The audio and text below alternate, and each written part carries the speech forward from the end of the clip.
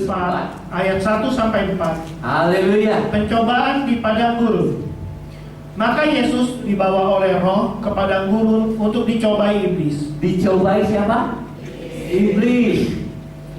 Dan setelah berpuasa 40 hari dan 40 malam, akhirnya laparlah Yesus. Laparlah Yesus. Lalu datanglah si pencoba itu dan berkata kepadanya, "Jika engkau anak Allah, Jika engkau anak Allah, perintahkanlah supaya batu-batu ini menjadi roti." haleluya. Tetapi Yesus menjawab, "Ada tertulis, Ada tertulis. manusia hidup bukan dari roti saja, tetapi dari setiap firman yang keluar dari mulut Allah." Amin. Saudara, percobaan itu datang kepada manusia, juga datang kepada Yesus. Ketika Yesus sudah berpuasa 40 hari 40 malam, laparlah ia. Orang kalau lapar Bapak Ibu, dia pasti kepengen apa ya Bapak Ibu? Makan. Ya, apalagi sudah puasa 40 hari 40 malam, laparnya kayak apa itu Bapak Ibu?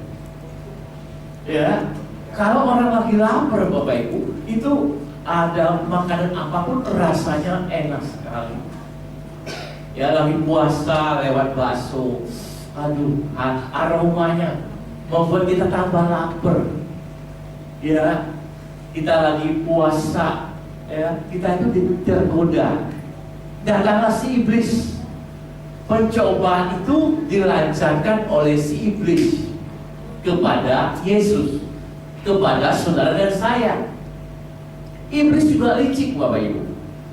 Dia tidak mencobai saudara dengan cara yang biasa, tetapi dia juga menggunakan firman Tuhan.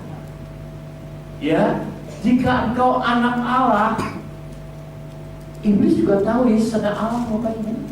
Jika engkau anak Allah, ubahlah batu itu menjadi roti. Ya, jadi iblis tahu Yesus berkuasa. Namun dia mengatakan jika engkau, awas pada Bapak, iblis itu liciknya begini. Dia mengatakan jika engkau anak Allah. Apakah Yesus anak Allah? Bukan Bapak Ibu, anak Allah. Tetapi dia mengatakan jika. Dia membuat keraguan. Jika engkau anak Allah, ubah batu ini jadi roti. Nyatakan engkau anak Allah, buktikan. Saudara anak-anak Allah, amin. Amin. Saudara adalah anak-anak Allah, amin. Kita yang percaya Tuhan Yesus menjadi anak-anak Allah. Kita diberi kuasa. Tapi hati-hati, si iblis licik. Liciknya bagaimana Pak Pendeta? Saudara mau ke gereja, ya, saudara mau berangkat ke gereja tadi. Saya percaya ada percobaan. Hari ini kan udah mau sijak. Itu si bapak sudah pakai baju merah. Ya, sijiannya kapan Pak? Besok. Kalau kok udah pakai baju merah? Bukan hari ini, kita rayakannya tanggal 17. Oh, salah, maaf kamu ya. Perayaannya kita tanggal 17 bersamaan dengan acara Valentine. Jadi bajunya merah boleh, atau warna pink juga boleh. Atau gabung merah dan pink boleh. Bawahnya hitam. Ya, kalau bapak nggak apa-apa, nggak seragam nggak apa-apa. Tapi kita tuh pakai seragam, begitu. Lalu nggak apa-apa, kita juga sama-sama merah. Mau berangkat ke gereja, udahlah. Si ibu bilang, buat apa kamu ke gereja? Orang hari kamu siap-siap berarti malam kumpul-kumpul sekeluarga. Kan kamu sibuk, kamu repot. Udahlah, Tuhan juga tahu. Pintar Bapak, ibu pintar. Licik, dia kayak si ular licik. Hati-hati Bapak Ibu, jangan ketipu. Kita harus cerdik. Jawabnya gimana? Mandi dulu ke gereja, jangan malas-malas. Dah, katakan iblis, biarpun repot, Tuhan harus nomor satu. Gitu. Biar aku sibuk, tapi ibadah tetap aku hadir. Nah, gitu Bapak Ibu. Nah, kita lihat bagaimana iblis ditantang, dilawan sama si Yesus. Lawannya bagaimana? Ada tertulis. Ada tertulis. Maksudnya apa Bapak Ibu? Saudaraku? Ada tertulis maksudnya ada firman Tuhan. Ada firman Tuhan yang mengatakan manusia hidup bukan dari dari apa lagi Bapak Ibu? Tapi juga hidupnya manusia itu dari firman Tuhan. Hidup kita bukan hanya makanan jasmani Bapak Ibu. Anak-anak kita nggak butuh makan roti saja, tapi juga makanan rohani, yaitu firman Tuhan. Ngomong-ngomong Bapak Ibu, anak tadi yang masih kecil bawa ke sekolah minggu. Kenapa? Ikut sekolah minggu ya? Kenapa? Opa gak galak kok. Bapak Ibu saudaraku, anak kita juga perlu makanan rohani, dibawa ke sekolah minggu supaya nanti gak tergoda sama si iblis. Iblis pintar loh. Anak kecil tuh dikirim permen. Ayo makan, kasih permen. Kamu itu aja, mado. Tuh, hati-hati. Nah pagi hari ini Bapak Ibu, hari Minggu ini kita mau menelusuri firman Tuhan. Bagaimana kita menghadapi pencobaan? Ya, bagaimana supaya kita tidak jatuh dalam pencobaan? Yesus sudah memberi contoh. Caranya adalah selalu dia mengatakan ada tertulis, ada firman Tuhan. Makanya saudara harus mengikuti firman Tuhan. Alkitab tidak pagi hari ini. Coba acungkan Alkitab saudara. Wah, senjatanya hebat. Wah, ada yang nggak bawa rupanya. Alkitabnya mana? Lupa, nggak boleh lupa. Iblis pintar, nggak usah bawa Alkitab. Lupa, bapak hati-hati. Ya, nah pagi hari kita teruskan firman Tuhan ini. Yang terlalu dibaca yang berikutnya di Matius 6 ayat 13. Matius 6 ayat 13. Dan janganlah membawa kami ke dalam pencobaan, tetapi lepaskanlah kami daripada yang jahat. Karena Engkaulah yang mempunyai kerajaan dan kuasa dan kemuliaan sampai selama-lamanya. Amin. Amin. Saudaraku, siapa yang pernah berdoa seperti yang diajarkan Tuhan Yesus? Berdoalah seperti ini. Bapa kami yang di surga, janganlah membawa kami ke dalam pencobaan, tetapi lepaskanlah kami daripada yang jahat. Pernah saudara berdoa demikian? Kapan? Terakhir Bapak Syarif, Bapak siapa namanya? Kalau Bapak bisa siapa ya? Siapa? Oh belum dapat, nanti ya, kasih pulang ya. Ya, Pak Syarif sudah jadi anak Tuhan, bahagia. Sudah tahu berdoa Bapak kami. Kalau belum, baca aja di situ. Bapa kami yang di surga, dimuliakanlah namamu, datanglah kerajaanmu, jadilah kehendak-Mu di bumi seperti di surga. Terus berikanlah kami pada hari ini makanan kami yang secukupnya, dan ampunilah kesalahan kami seperti kami pun mengampuni yang bersalah kepada kami, dan janganlah masukkan kami ke dalam pencobaan, tetapi lepaskanlah kami daripada yang jahat. Amin. Bapak Ibu saudaraku, Tuhan Yesus mengajar kita untuk menghadapi pencobaan. Kita harus berdoa tiap hari, makin sering makin baik. Apa maksudnya doa? Bapa kami yang di surga, janganlah masukkan kami ke dalam pencobaan. Apakah Allah memasukkan kita ke dalam pencobaan? Tidak. Saudara harus hati-hati. Jangan katakan aku lagi dicobai Tuhan. Jangan, salah. Ya, kalau rumahnya kebakaran, aduh aku kena pencobaan, rumahku kebakaran. Bukan. Ya, tetapi saudaraku, pencobaan itu datangnya dari siapa? Tadi yang pertama siapa? Iblis. Yang kedua pencobaan juga dari saudara sendiri. Ya, kita salahin iblis terus padahal kita yang salah. Saudara pernah ngintip? Ada larangan jangan ngintip. Ada apa sih? Itu pencobaan Bapak Ibu. Pencobaan. Jangan nyabu. Apa sih? Kenapa nggak boleh nyabu? Bukan nyabu, bukan. Pakai sabu-sabu, narkoba. Jangan. Bukan. Kemarin bubur ya, di Bogor enak buburnya. Pakai cakwe. Wah, cabenya pedes. Tong cai asik. Itu percobaan tuh. Mau ke gereja bubur lewat. Si iblis bilang, udah nyata bubur dulu. Gitu. Daging ini bicara juga. Iya ya, lapar nih. Tuh kan Bapak Ibu, hati-hati. Juga dari diri sendiri. Jangan saya iblis terus ya Pak ya. Iblis bilang, gue mah gitu jaga lu. Nah, hati-hati Bapak Ibu. Pencobaan itu kita hadapi dengan berdoa.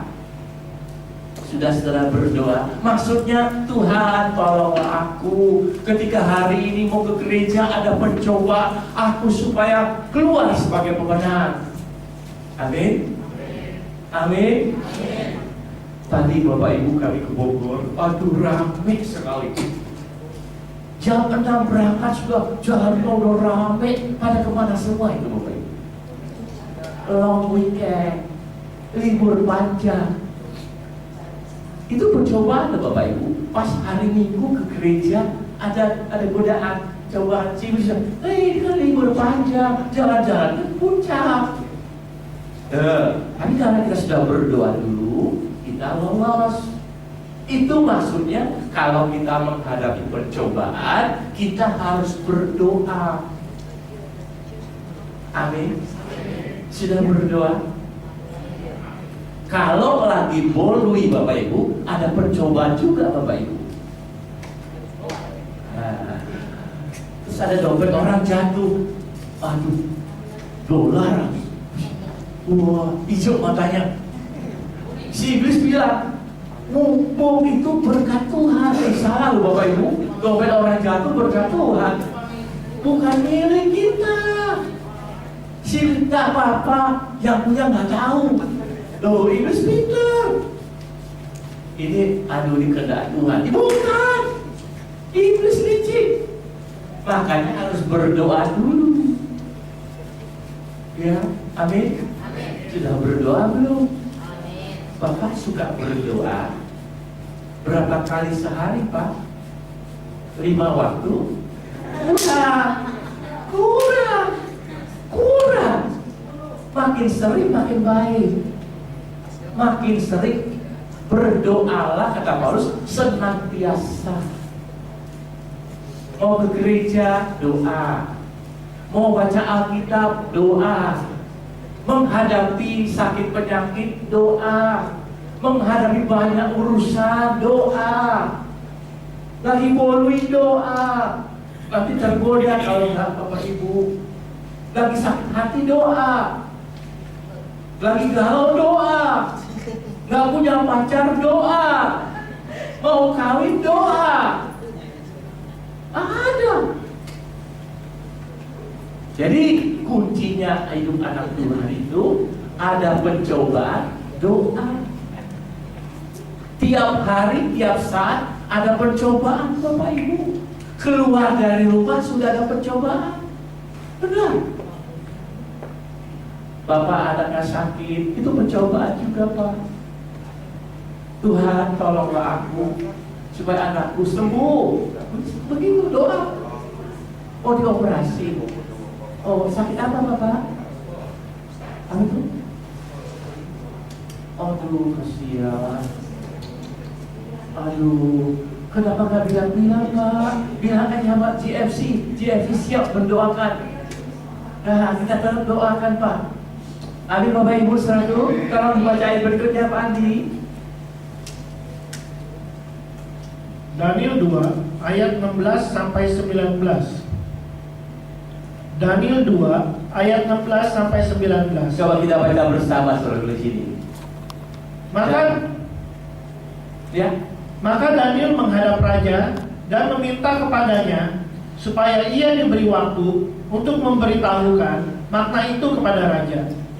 Kemudian pulanglah Daniel dan memberitahukan hal itu kepada Hanaya, Misael, dan Azaria, teman-temannya, dengan maksud supaya mereka memohon kasih sayang kepada Allah semesta langit mengenai rahasia itu, supaya Daniel dan teman-temannya jangan dilenyapkan bersama-sama orang-orang bijaksana yang lain di Babel. Amin. Maka rahasia itu disingkapkan kepada Daniel dalam suatu penglihatan malam. Lalu Daniel memuji Allah semesta langit. Amin. Pak Andi, kejadiannya gimana? Kenapa Daniel ini sampai ngajak temennya berdoa?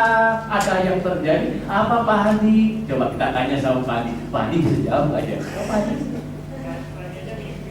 Rajanya mimpi, terus nggak bisa ada yang kasih tahu kepada raja. Rajanya siapa? Nebukadnezar. Ya terus?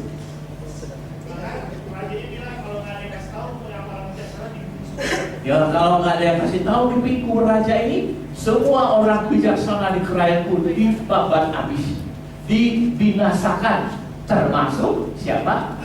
Daniel dan teman-temannya. Saudara punya teman? Punya banyak teman? Teman atau teman? Teman tapi mesra. Beda lagi Bapak Ibu. Bapak Ibu, kalau saudara punya masalah, boleh ajak teman-teman, sahabat-sahabat di GFC berdoa. Ada masalah, ajak berdoa.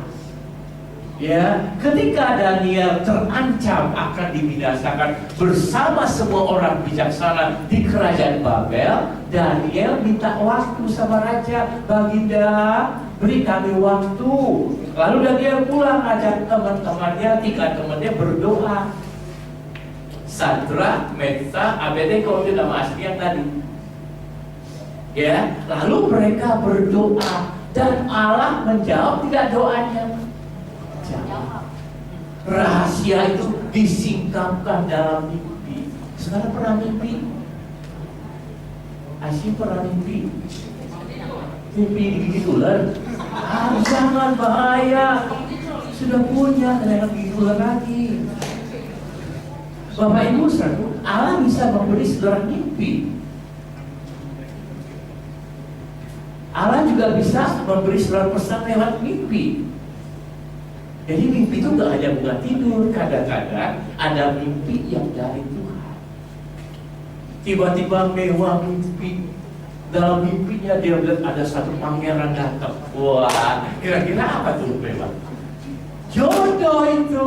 Nah, tinggal kapan waktunya, mungkin malam tahun baru ini dia datang. Nah, jadi saudara itu, mimpi itu juga ada artinya. Gak semua mimpi ada bunga tidur, bukan. Ada mimpi yang dari Tuhan. Nah, mimpi raja ini juga mimpi yang dari Tuhan. Ada pesan Tuhan buat baginda raja, tapi rajanya nggak ngerti, ternyaho. Nah, siapa yang bisa mengartikan? Orang bijak di Babel nggak bisa, sebab mereka nggak ngerti pesan Tuhan. Jadi Daniel berdoa ketika saudara menghadapi masalah, kesulitan, pencobaan. Jangan lupa berdoa. Kalau dia nggak berdoa minta petunjuk Tuhan, dia dibinasakan bersama orang-orang bijak di Babel. Mati akibatnya. Saudaraku, saya sedih kalau ada anak Tuhan juga pengen mati, Bapak Ibu. Di sini ada yang pengen mati? Masa? Seringkali kalau ada susah, mati aja dibuang. Itu kalau anak Tuhan mau mati, percuma dong kalau dia sudah terima Yesus sebagai juru selamat. Ya, percaya kalau saudara ada masalah, minimal cerita sama teman. Jangan dipendam sendiri. Nanti makan dalam Bapak Ibu, cerita amsyong, nanti luka lalam. Hati-hati Bapak Ibu. Dan Daniel dia panggil teman, yuk kita berdoa.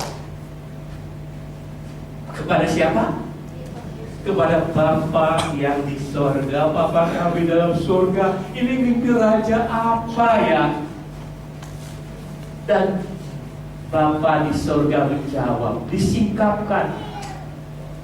Saudara, adakah rahasia yang tersembunyi bagi Allah kita?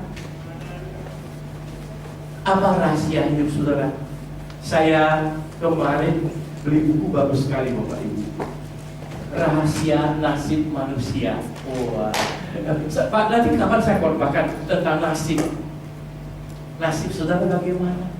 Nasib itu, jangan percaya itu loh Bapak Ibu, ramalan. Wah, saudara lihat telapak tangan saudara. Lihat telapak tangan. Tulisannya apa itu? M. Miskin lo.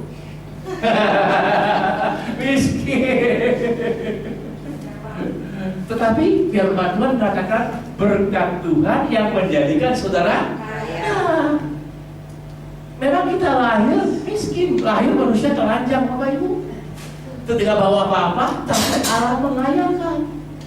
Anak Tuhan dikayakan Tuhan. Makanya saudara perlu berdoa. Emang ini M nih temannya monyet nih, M monyet. Saudara kata Darwin, turunan monyet. Gak percaya kita anak Tuhan. Beda. Amin. Jadi bagaimana menghadapi percobaan supaya kita dilatih menjadi pemenang? Pertama tadi adalah doa. Tiap hari doa. Bangun pagi langsung doa. Jangan lupa berdoa. Saudara, nanti ada pencobaan, siap. Amin. Yang kedua, kalau dibaca berikutnya Andi, 1 Korintus 10 ayat 13. 1 Korintus 10 ayat 13. Saudara tolong dicatat supaya di rumah dibaca lagi. Nanti kalau nggak lupa, ya tolong dibaca di 1 Korintus 10 ayat 13. Pencobaan-pencobaan yang kamu alami ialah pencobaan-pencobaan biasa. Coba kita baca bersama bagian ini. 1, 2, 3. Pencobaan yang kamu alami ialah yang biasa. Terus yang tidak melebihi kekuatan manusia. Sebab Allah setia, dan karena itu Ia tidak akan membiarkan kamu dicobai melampaui kekuatanmu. Pada waktu kamu dicobai, Ia akan memberikan kepadamu jalan keluar sehingga kamu dapat menanggungnya. Amin. Saudaraku, pencobaan yang kamu alami, saudara alami, saya alami, adalah pencobaan yang luar biasa. Yang biasa.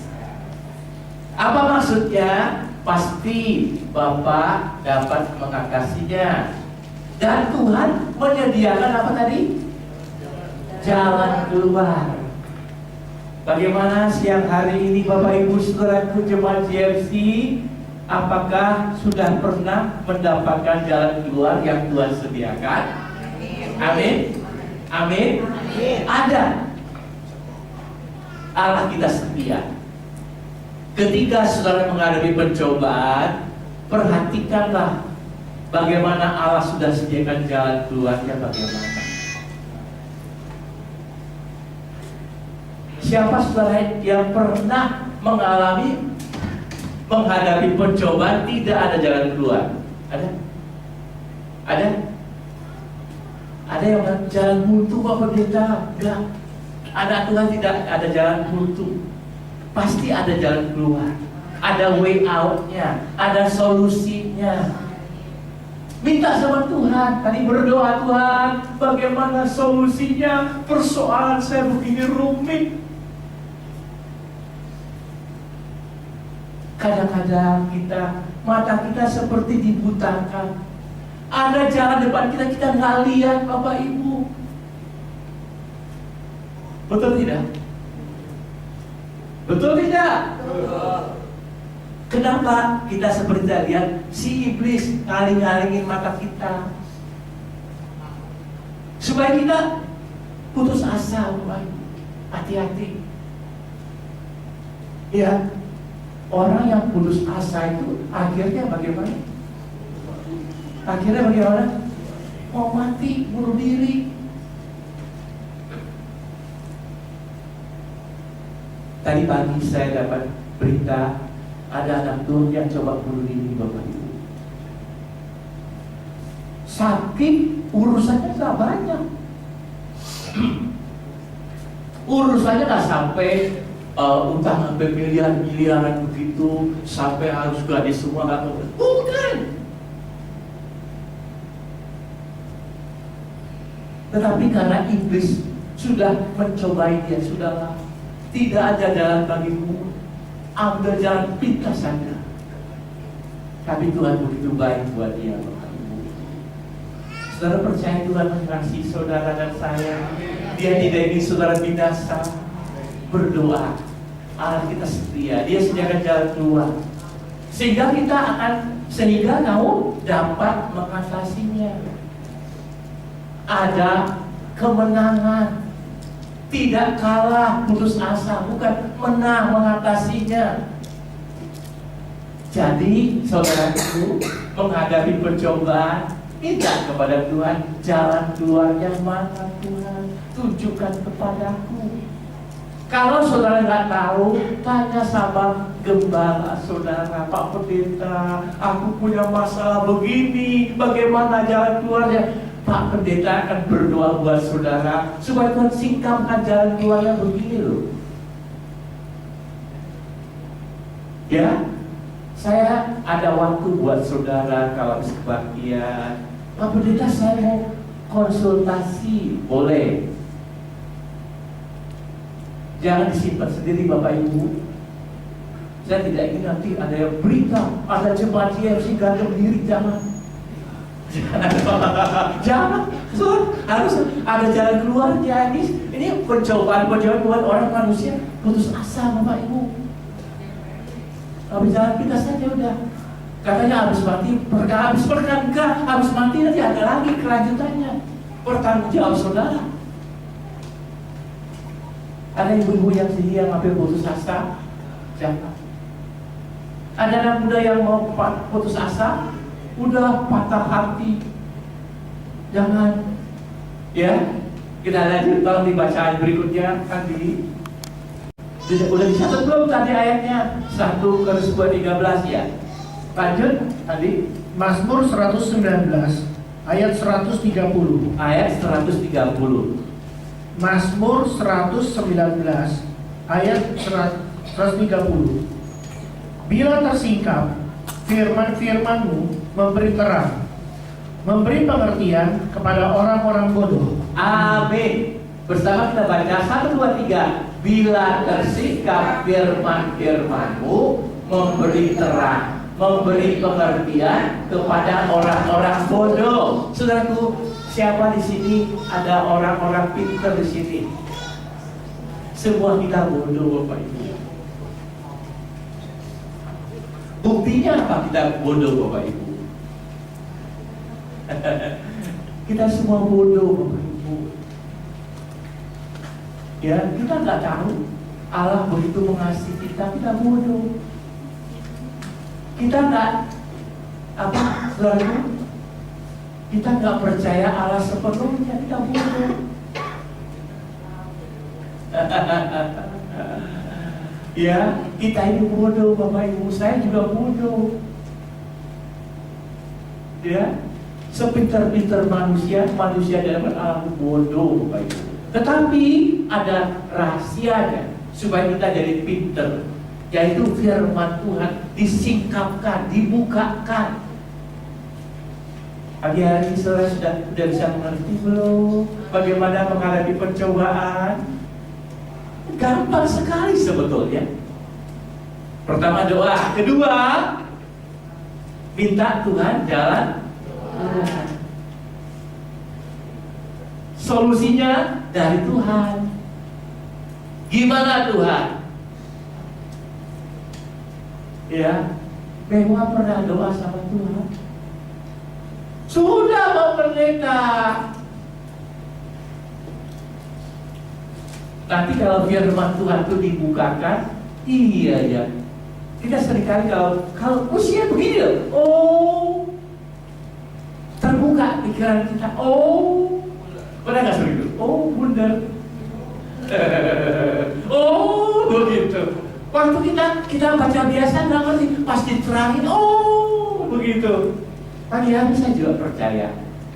Oh, begitu. Kalau ada pencobaan tinggal doa.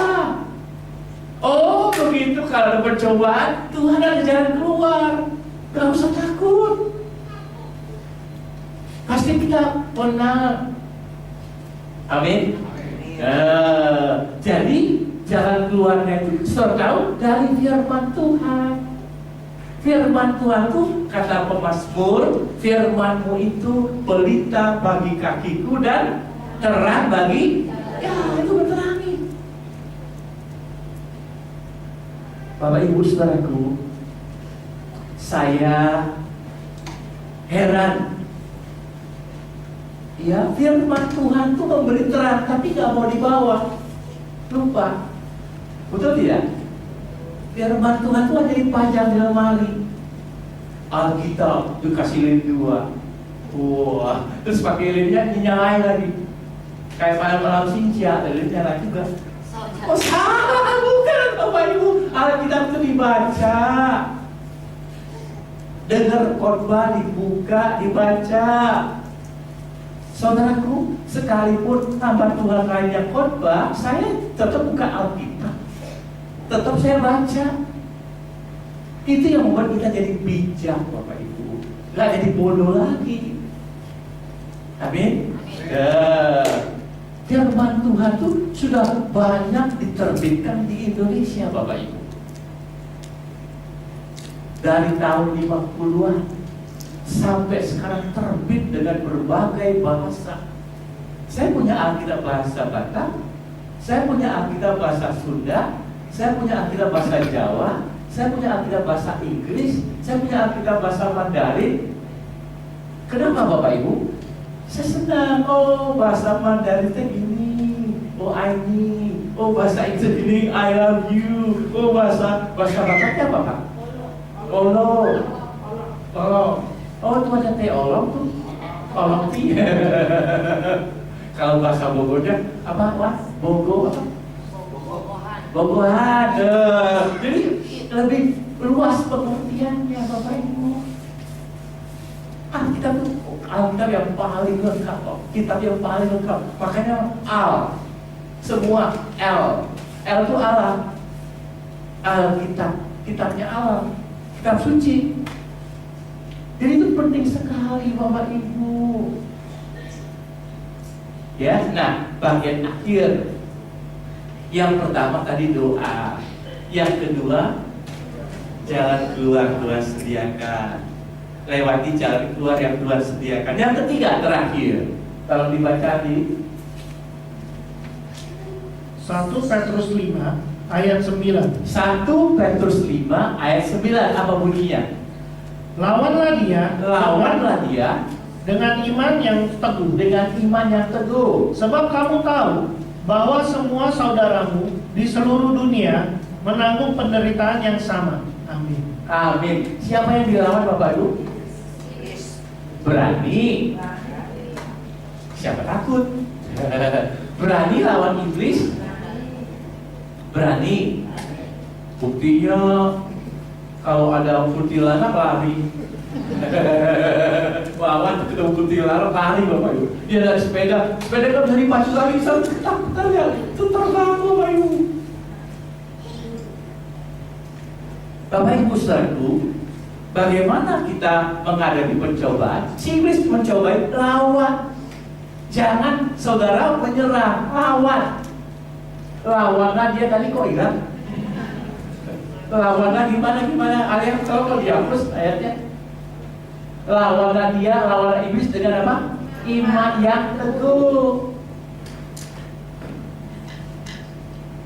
Kocak, pernah ketemu iblis? Iblis cantik ada loh. Ada. Dia sudah nyaman. Namanya kuntilanak. Hati-hati. Iblis itu bisa nyamar, Bapak Ibu. Kadang-kadang dia muncul kayak engkau saudara. Halo, hati-hati. Dia bisa nyamar. Kita kadang-kadang, engkau datang. Padahal bukan. Hati-hati. Ya. Nah, si iblis mencobai saudara. Tadi Yesus memberi contoh. Lawan si iblis. Iblis mengatakan ada tertulis. Kata Yesus, ada tertulis juga. Firman Tuhan, lawan dengan iman yang teguh. Jangan menyerah. Udahlah, gak usah ke gereja. Kamu kan sakit. Enggak. Itu. Lawan. Percaya Tuhan yang menyembuhkan saudara. Amin. Bagaimana Pancel pernah lawan iblis? Yang menang siapa? Satu-satu, masa? Kocak.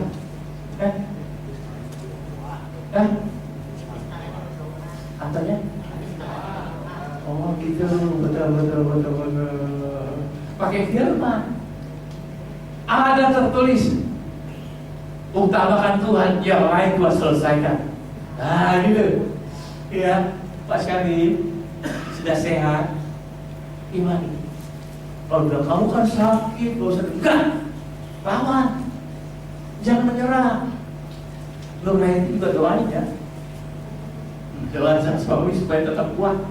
Saudaraku, kita harus saling mendoakan. Harus saling menguatkan.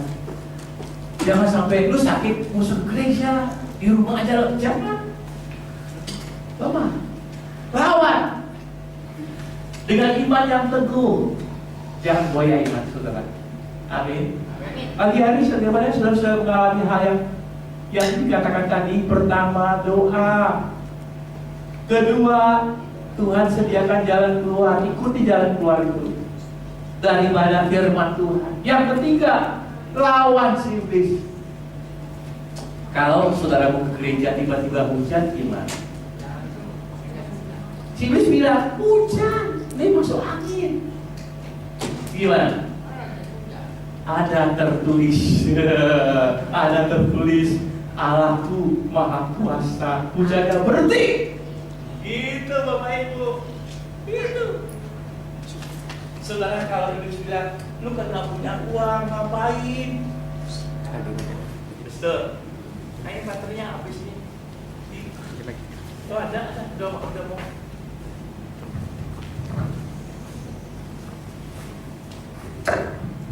Bagaimana saudara pagi hari ini? Sudah dapat berkat firman Tuhan belum? Sudah menang belum? Sudah lawan iblis dengan iman yang teguh? Benar. Seberapa teguh imannya? Kadang-kadang Bapak Ibu mau ke gereja itu suatu peperangan Bapak Ibu. Betul. Bangun pagi saja sudah tantangannya. Ibu bilang, kamu masih capek. Udah kerja dari Senin, Selasa, Rabu, Kamis, Jumat, Sabtu, Minggu istirahat. Istirahat. Saya pernah membaca tulisan, berdoalah kamu sebelum kamu didoakan. Apa maksudnya itu Bapak Ibu? Sebelum kau mati, berdoalah kamu, berdoalah kau sebelum kau mati. Itu ingat hati-hati Bapak Ibu. Jadi kalau ada kesempatan berdoa, tiap hari doa. Menghadapi pencobaan hidup tidak mudah Bapak Ibu. Tapi kita jangan ingat janji Tuhan, pencobaan yang kamu hadapi adalah percobaan yang biasa, bukan luar biasa. Tapi Allah kita luar biasa. Itu Bapak Ibu. Pegang firman Tuhan. Lawannya ada tertulis, aku anak Tuhan. Aku lebih daripada yang menang. Serahkan hidup menang. Allah melatih kita untuk menghadapi percobaan yang dihadapi dalam dunia ini. Tapi Allah juga memberikan kita jalan keluar supaya kita cakap menangguhnya. Terakhir, ayat terakhir, kalau dibaca di Efesus 6 ayat 17. Dan terimalah ketopong keselamatan dan pedang roh, yaitu firman Allah. Dan pedang roh, yaitu firman Allah. Saudara, firman Allah itu pedang roh. Saudara pernah main pedang? Saudara pernah main pedang? Saya lihat orang yang main pedang itu wah serem Bapak Ibu. Pedang itu digunakan untuk musuh jarak dekat Bapak Ibu. Ya, pedang itu tajam, kena luka. Dan firman Tuhan itu pedangnya bermata dua, bukan saja satu kayak pisau gitu. Kalau pisau kan saudara kalau motong kan pakai yang paling tajam, ya kan? Yang bagian sebelahnya kan tak tumpul. Tapi kalau pedang itu pedangnya bermata dua, yang bawah tajam, yang atas juga tajam. Firman Tuhan tuh disampaikan oleh hamba Tuhan tajam, mengena, sudah dibersihkan semuanya. Yang nggak beres dibersihkan. Tapi juga bermata dua, saya yang menyampaikan juga kena. Artinya firman itu buat kita semua. Jangan saudara itu bisanya Pak Pendeta. Saudaraku, pernah di BB banyak berita pendeta itu ngomong buat dia buat keuntungannya sendiri, bukan Bapak Ibu. Dia menyampaikan firman Tuhan buat saudara jemaat, buat dia sendiri. Pak George Berry kan mengatakan begitu. Untuk dia juga, untuk kami hamba Tuhan juga. Jadi pagi hari ini kita mendapat jawaban.